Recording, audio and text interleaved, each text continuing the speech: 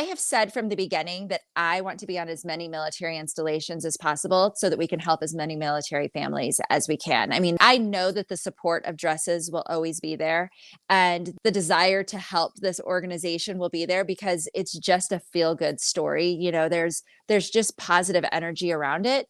So yeah, I mean, as long as installations still want us coming around, we are happy to continue to see how we can put shops there and support their communities. It's season 7 of the 15-ish minute coffee chat with Anna and Selena. Selena is the owner of Howley Socially Inspired. She's our Hawaiian rock star who loves all things tech and says coffee is her love language. Anna owns Nomad About. She's the adventure-seeking copywriter who loves a good road trip and has a passion for supporting military spouses and entrepreneurs. Join Anna and Selena weekly to listen in on hot topics that will build your brand, keep you current with best practices, and help you grow as a business owner or entrepreneur. Hey guys, does growing your business make you nervous, excited, or both? You start off small and suddenly your business is growing, maybe at a rate you didn't expect. Today, we're talking about what mindset you need to thrive during the period of business growth. Join us with guest Yvonne Coombs, co-founder of Operation Deploy Your Dress, a nonprofit that started in the garage and has grown to 12 new locations during today's 15-ish minute coffee chat. Hey, hi, how are you, Anna? Welcome. Oh no, Anna's frozen. Hi, There she is. Know. Here I am again. So strange. So here's something amazing. Today is the end of our season 7 shows. So we've done 10 more amazing guests, and we're finishing with Yvonne, which I'm super excited about. Same. Because it's all about business growth, and as an entrepreneur, that's really something you're always thinking about, right? Mm-hmm. Like, how's it going to grow? Should I grow it? How do I grow it? What's best practices? All that kind of stuff. Yeah. And sometimes we just fall into it. And sometimes it's like this planned approach. And I'm excited to find out which one it was for Yvonne. Maybe a combination of both. Right? No. Planned. Same, girl. Same. Okay. Share with everybody what our call to action question is for today's show. Yeah. Our call to action today. Does growing your business make you nervous, excited, or both? I can tell you as a solopreneur, for me, it is definitely both, right? Mm-hmm. Because growing means more clients, more people. It also means more money. I mean, there's lots of things that go along with it, but you have to be able to handle that growth properly.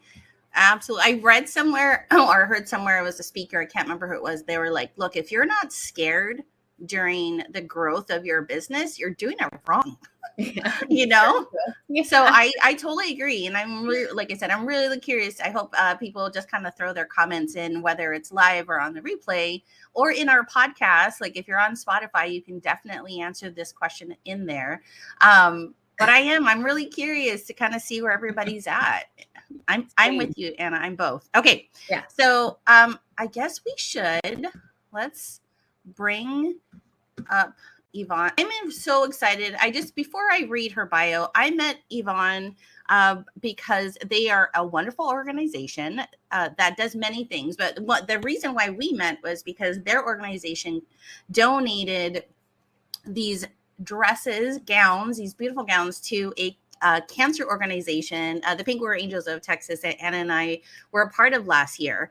And they dress cancer survivors, and you all have to be there. Yvonne has been there twice, and they've donated twice. And I think the feeling you get when you contribute, and you can just see this just transformation of people's feelings, the survivors when they're on stage feeling gorgeous in these gowns, and just it's just something that you have to witness. You have to participate in some way. And so that's why Yvonne and the organization has continuously participated, and it was kind of fun because they also got to dress Miss America 2020 last year.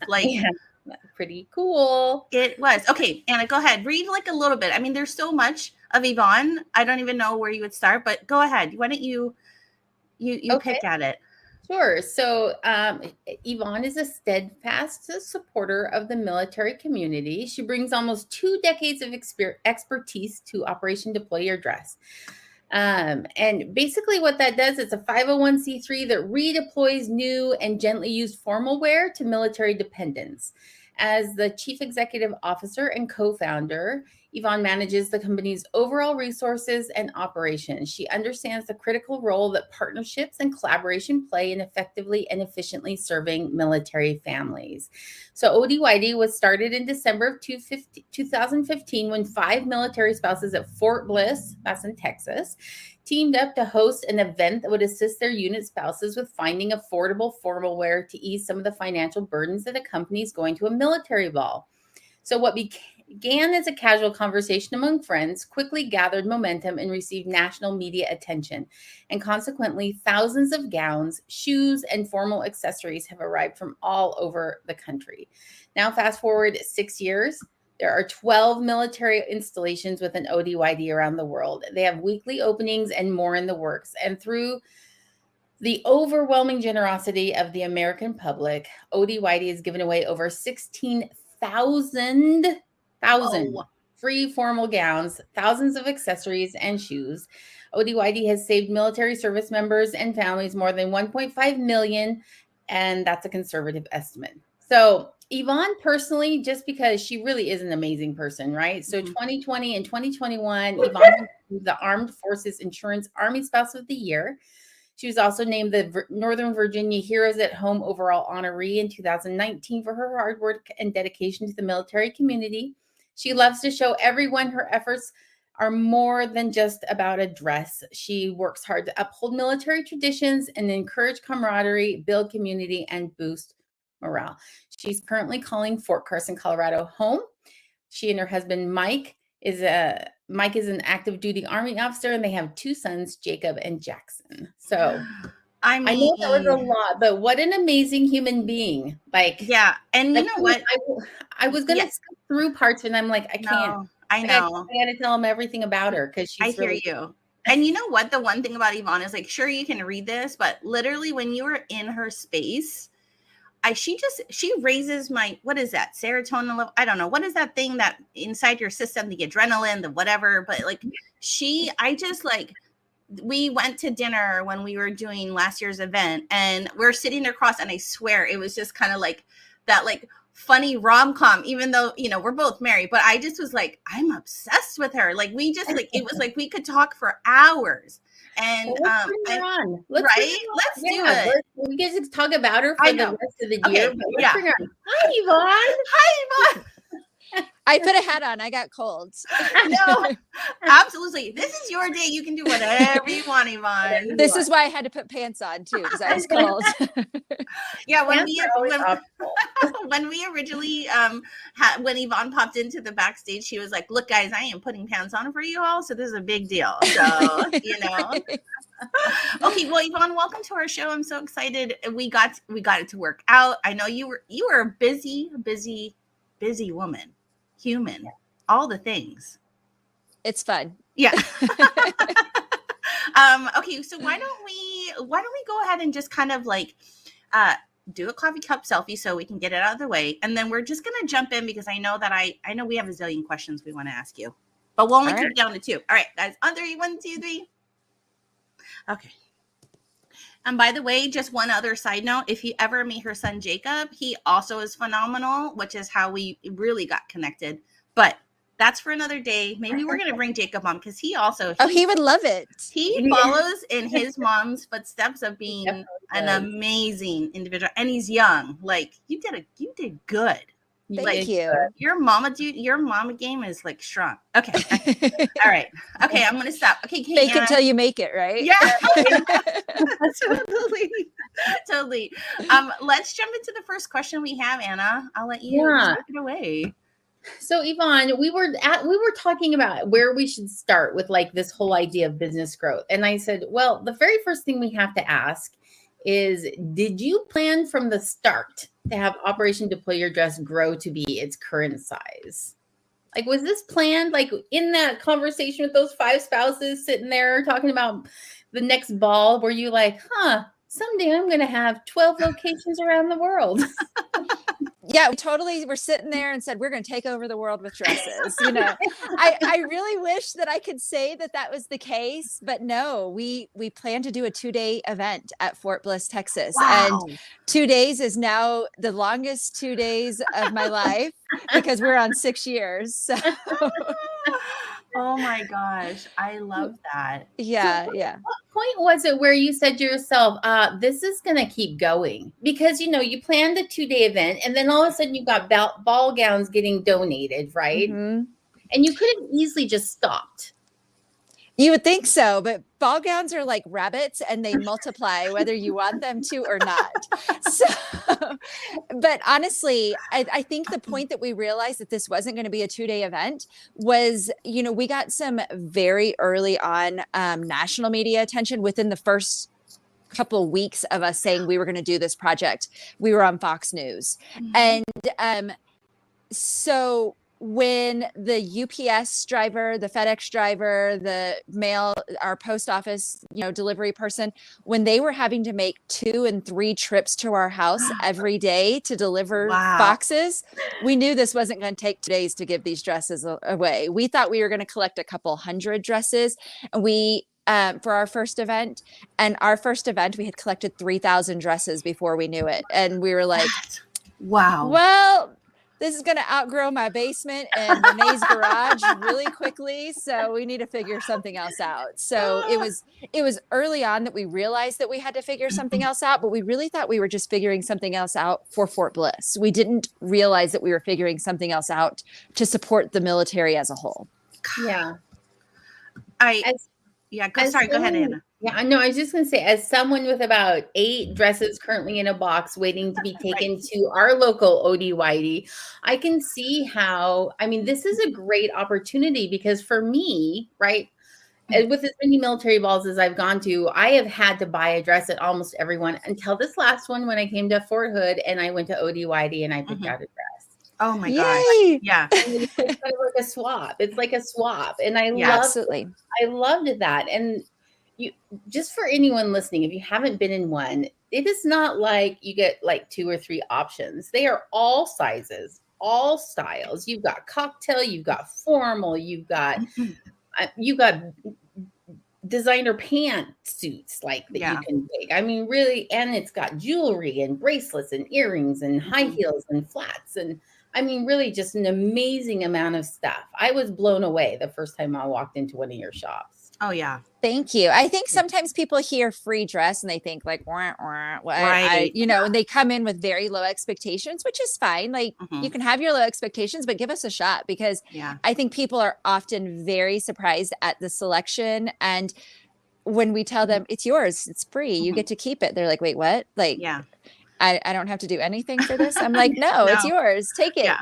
So, that is exactly how every time when I would go into the store, you would see others that are there in the shop and they're like, oh, I can have a necklace to go with the dress. Like it's always just, there's so much gratefulness. And I have to tell you, like, whenever I'm around in the Facebook groups, people are always like, where do you get your gown? And I am not joking. Everybody is like commenting, have you heard about Operation Deploy Your Dress? And they'll tag your, you know what I mean? And I'm like, yeah, I love it. It really, like you just said, it is not like a deep, dark dungeon basement.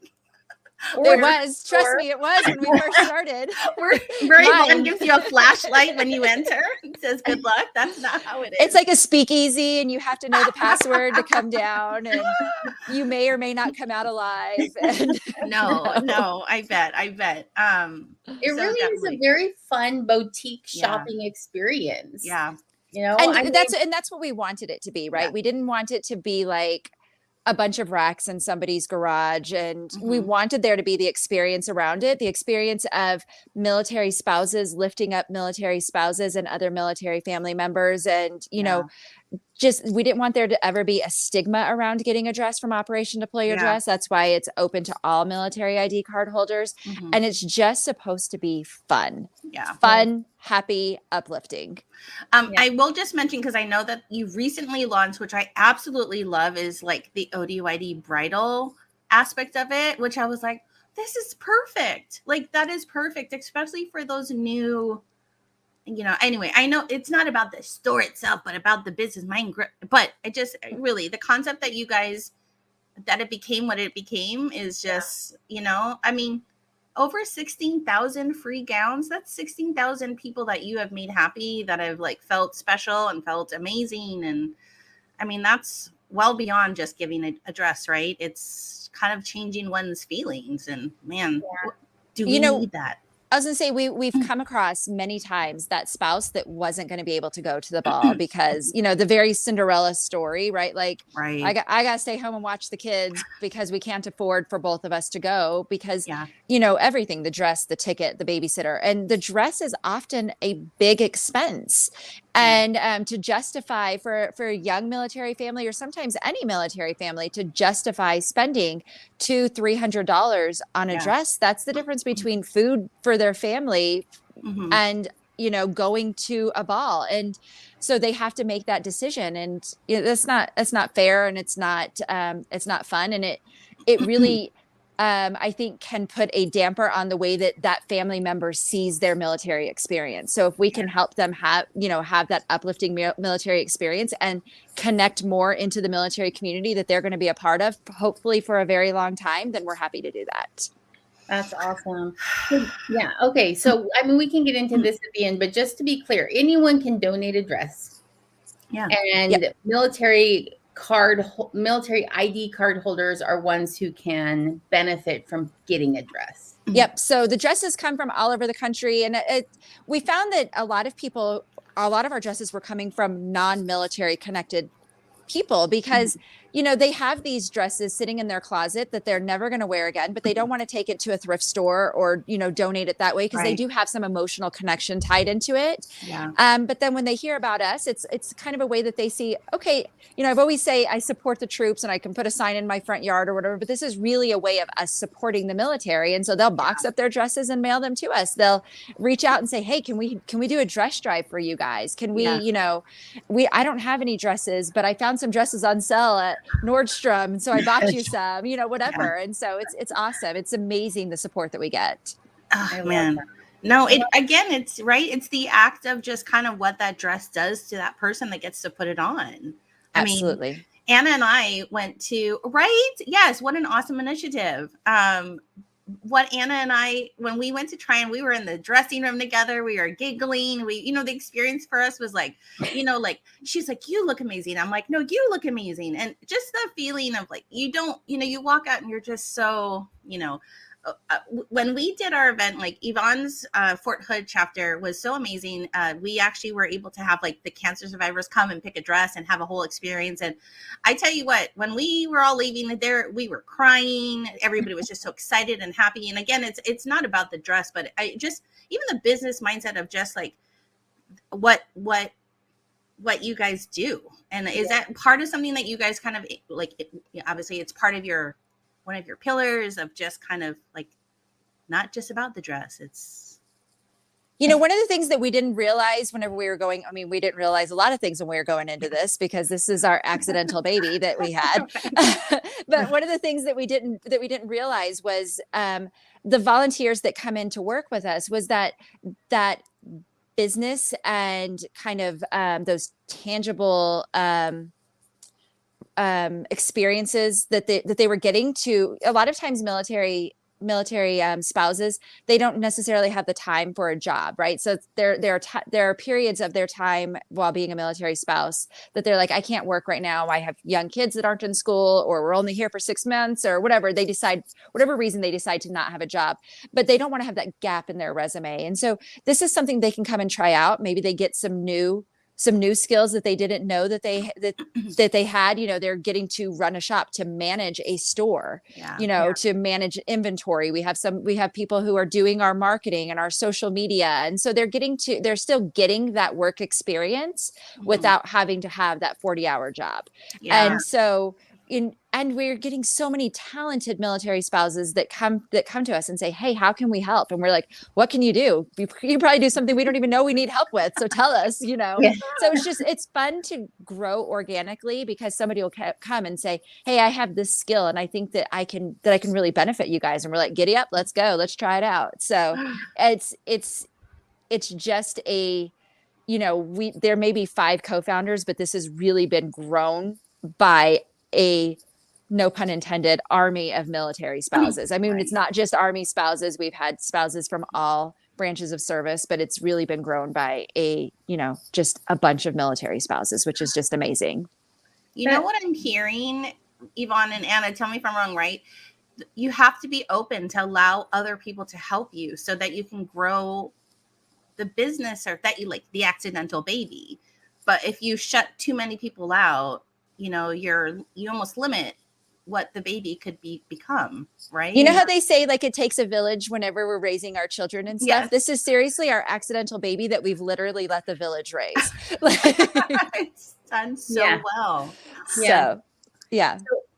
So this is interesting because, well, not interesting, but this is a perfect lead in. We've actually almost pretty much answered our second question, which is what is important for the mindset of you and your team as this growth occurred. And basically what you said is being open to skill sets and people that, are going to come and go. And they're going to come and go. They're not going to dedicate the next 10 years of their lives to this one shop because it's unlikely they're going to be there that long because most of them are military families. Absolutely. Is there anything you would add to this as far as like the mindset? You said 5 co-founders and the majority of your team in that sense then becomes volunteers. We're actually an all volunteer force. Every single one of us are volunteers on this team. And I think that for also, it's just managing expectations. I mean, we've really kind of let this ball roll and run alongside it and guided it where it needed to be guided. But we've not really put a lot of huge expectations on ourselves. We've just, kind of looked at the road ahead and been like, okay, something's going to happen here. How are we going to tackle that? And so, I mean, not every business can operate that way. Some businesses have to be way more proactive. We are very proactive in some aspects, but we have to allow ourselves that wiggle room to just, react when we need to react as well. And like you said, in bringing on different people, and because we all come from so many different walks of lives that you never know what kind of ideas and resources somebody's going to bring into the team. Yeah. Okay. One question. Well, 10 million questions. Okay. With your co-founders, there's 5, right? And we all know, I mean, Anna and I have little, like, I don't like that. You don't like it. I don't like it. But we always have a common ground where we come back to. Like, what advice do you give for when you have, a group of you that have to work together and the goal is to grow? Like, how do you guys do that? How do you do that without like walking away from each other? I think it's just like a marriage and communication. Yeah. Communication is the key, right? We talk about everything. And even when I think just personally, I think personally, even whenever it's something that you don't quite think like, I don't know that I would necessarily choose this, you kind of have to give it up to the majority sometimes and just be supportive no matter what, right? Like, we are a team, and we're more than a team. We're a family, and we are raising this baby together. And we all know that everybody's intentions are for the good of this baby. And so even if it's not something that you would have normally chosen, that they're not trying to throw your baby off a bridge. So let's just go with it. And, and just know that everybody's intentions for this organization are good intentions. I think that's such an important mindset you're one of the leaders of the organization, right? I mean, you're the CEO, you're the co-founder, one of the co-founders. So, but that idea that, nobody's trying to submarine it. And so you're willing to listen and hear them out and not have I have one vision and this is the way it's going to go kind of thing. And I think that's such an important concept, like, just in terms of being a great leader. So kudos. It's not always easy. I'll tell you, it's not always easy, but you have to be that way. You have to be flexible, and if it's a team, then you really have to treat it like a team. Mm-hmm. So this kind of leads us directly into our next question, even, and we've kind of like talked around this, and because your setup is all volunteer, this is kind of a, this question doesn't super fit like exactly, but so the role of each of your team members when you're growing at this rate, I can imagine there's a million moving parts. So how do you delegate that out when you have a volunteer force where someone's like, can't do it this week, I'm too tired, or we're moving and PCSing this month, or, you know, whatever those conflicts that come into play with this group of people that are supporting your organization? Like, do you have specific roles where she's in charge of this or he's in charge of that and all that? Or tell us a We little. do. We do have specific roles, but our lanes are pretty easy to blur together a little bit. And the team is just really good at, if somebody says, hey, I'm going to be on vacation for 2 weeks, or I'm PCSing, and so I'm going to be out of the loop for the next 3 weeks. We shift plates very, very well. And people will pick stuff up and sometimes never give it back. Sometimes they pick stuff up and we say, you know what, this might be better for us just to find somebody that solely focuses on this plate. And it actually helps us, I think, that people have their own lives and are constantly moving, because then it forces us to look at what's on everybody's plate and see how we can shift, and if we need to shift more often than if we were a less transient group of volunteers working on this. Yeah. I'm just, it's inspiring just to know, like, you know, that you started here and then you're here and it's not over, right? It's like, I hope not. Yeah, no, I just can't imagine it not being, you know, man. I mean, we really hope that this is something that, you know, we kind of a legacy that we leave to military families, that, you know, that younger spouses will come in, start volunteering, and eventually that's who will take this over. And, you know, we will always love Operation Deploy Your Dress and be a part of Operation Deploy Your Dress. But at some point we'll have to step aside and let somebody else come in and bring in their ideas and, you know, take this, you know, maybe even in other directions that we can't even think about right now. So, okay. So I know we're nearing the end of our time, but now I'm really curious, like, are you grooming a younger generation of military spouses to kind of take over this leadership role right now? Like, are you thinking that far into the future? So we are not actively intentionally grooming anybody, but we absolutely think about that all the time, and know that as people come on, you know, somebody may start off as, you know, a shop manager or a volunteer that's sweeping our floors in one of our shops, you know, because we have people that's what they do. They're like, I love to clean, I'll come and clean the floors. You know, that may be where they start. And by the time that it's time for us to step aside and hand this off to somebody else, they may be the ones running the whole show. Yeah. And then, okay, last question for you. And then I promise we can, like, you know, move on. I love it. So now that you've experienced this growth and now that you've seen where this can go, now do you have a picture in your head of where you want to take this? Like, are we going 50 locations or, you know, I mean, every military base? I have said from the beginning that I want to be on as many military installations as possible so that we can help as many military families as we can. I mean, I know that the support of dresses will always be there, and that the desire to help this organization will be there, because it's just a feel-good story. You know, there's just positive energy around it. So yeah, I mean, as long as installations still want us coming around, we are happy to continue to see how we can put shops there and support their communities. This needs to be at every single installation. I can remember being at Fort Polk, Louisiana, and not really having a place to shop for something. It was Amazon. And if anybody's been to Fort Polk, you know, if you're been in the military, or you have to drive a half hour, but that's not even like a real dress shop. It's just like, you know what I mean? And so, like I said, I think there's so many layers to this. It's not just a place to get, but it just gives a lot of sense of purpose, like you said, and it helps build skills for those that, you know, are in between employment, whatever, those gaps. I don't know. Anyway. Okay. Yeah. Okay. I could ask a zillion questions. Sorry. Go ahead, Anna. Are we at the end? Should we just tell people where to find her? We're at the end. I think right now we're just going to have people connect with you and ODYD. And so, Yvonne, can you tell us how people can find you and find your organization?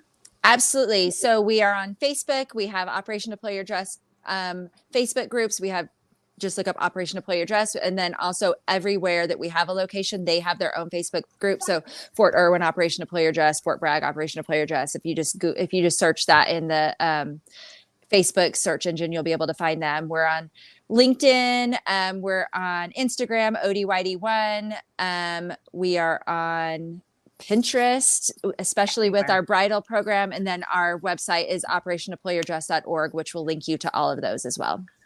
I mean, there's no reason not to find her or No, the organization. If you can't find me, you're not looking. Exactly. And for people that want to donate, is the best place to go your website possibly? Yes. Yep. If you go to the website, there's a locations button that takes you to a map that shows you all the locations. You click on the map, you click on the location, it'll pull up an address and also instructions on how to donate. That's awesome. Okay. Wait, hold on, guys. I want to bring up the website. I just need to hold on 1 second, just because it's like, we just want you to know where you're gonna look. So let me just stop share this for 1 second. And then you're like, what's going on, guys? Okay, Chrome tab. There we go. Okay. It's such a gorgeous, it's such a pretty, I mean, it's so easy. I mean, right? Like, here we go. You can't go wrong. Okay, there we go. Okay, so you're saying right here? Yep. Okay, look, I mean, you just click over and well, boy, that's easy. Right? So if you go to locations, if you click on locations, a map will come up. Yes. Oh, you guys, look. I mean, and then any of those will show you like an address. Yes. I mean, and I love, was the Germany your like last one that you just opened, or? No, Fort Bragg was actually the last one, but Germany was the only one that we've opened overseas so far. Kudos. That must have been like such a big, like, yes, like this is amazing, you know? Yes. But look, you guys, so let's like help. I don't know how we help you, but look, whoever's listening, we want to add more thumbtacks to this map, because absolutely, it's just gonna make sense. It just makes sense. So, you know, really okay. Sorry. Back to the thing. Hold on. I'm like, I can do this. Okay.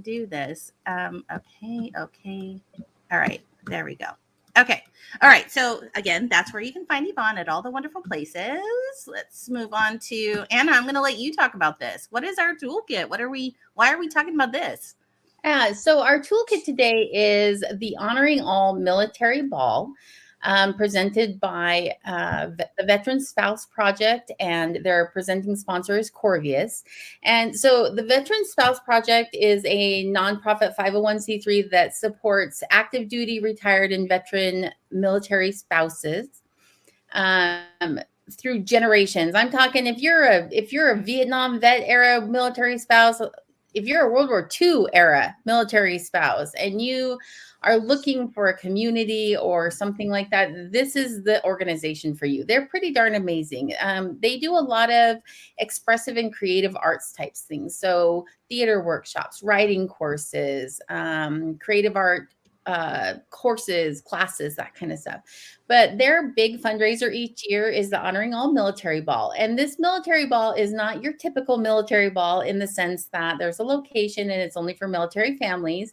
It is open to military and non-military, and they're doing it virtually. And so it's kind of up to you what you want to make this experience. But because if you have an Operation Deploy Your Dress in your location, we would encourage you to get your experience tickets. It comes with this cute box full of goodies to make your night perfect. They give you everything that you need for fallen soldier tables, which is something you're going to find at a traditional military ball. The grog bowl makings. So you're going to make your own grog bowl at home, alcoholic, non-alcoholic, whatever you want, depending on who's going to be there with you. You can dress up or dress down. We've got playlists, all sorts of things. And then, of course, all the ceremonial portions of it that are offered virtually for you and your family and friends to experience. So we just want to encourage you to go and get your tickets. It's an awesome organization. They do amazing things. They're totally transparent in terms of like the funds that they receive. It all goes directly back into the military spouse community and supporting military spouses just through all the things that military spouses go through. So I'm going to drop the link into the comments, and we would love to have you support. Selena and I are sitting on the committee and supporting this organization in that way this year.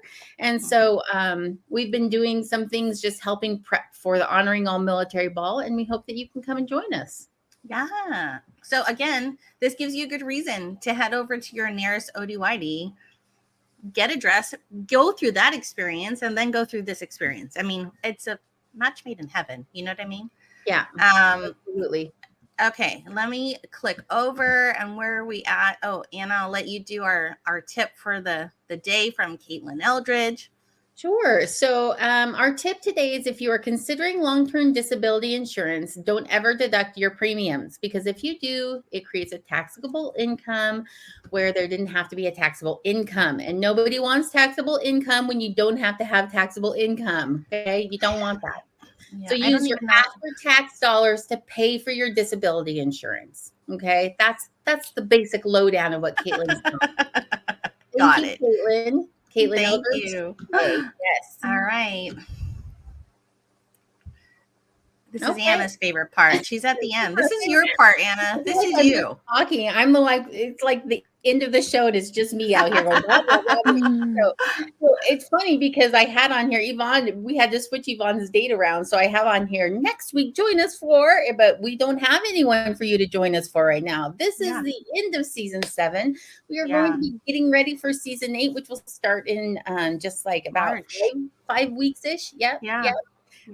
Really darn soon. And we have yet another amazing lineup of guests that we are currently in the process of confirming.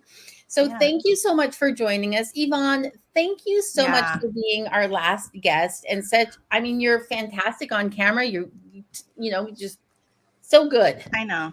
Well, thank you for having me. Walking sunshine. So, you know, it just like the whole outfit is complete for you. No, I love it. I love it. Thank you. Yeah. Thank you. Thank you for like being able to come back and like do this. Cause I was like, oh, I just love her. I want her to be on the show. And no, I wouldn't miss it. I wouldn't miss it. I'm so glad. No, I am too. So you guys, thank you again for being part of season 7 with Anna and I. Thank you again to Yvonne for helping us close out the season. If you're listening to this, on your podcast or whatever, just give it a like and the subscribe, all the things you're supposed to do to just help support our very tiny little show we have in our pocket of the universe. So, but we will see you in season 8. But thank bye, you. everybody. Bye.